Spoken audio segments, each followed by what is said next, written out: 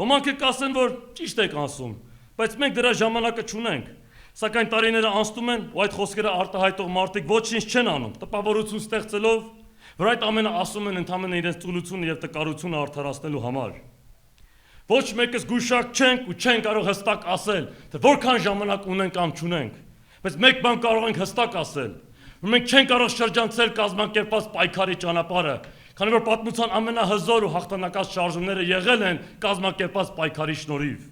Հոսանքը ժամանակավոր նպատակով անփութորեն չի հիմնադրվել, որպեսզի իր հայրենակիցներին խաբելով ու կեղծ հույսեր տալով իշխանության գա,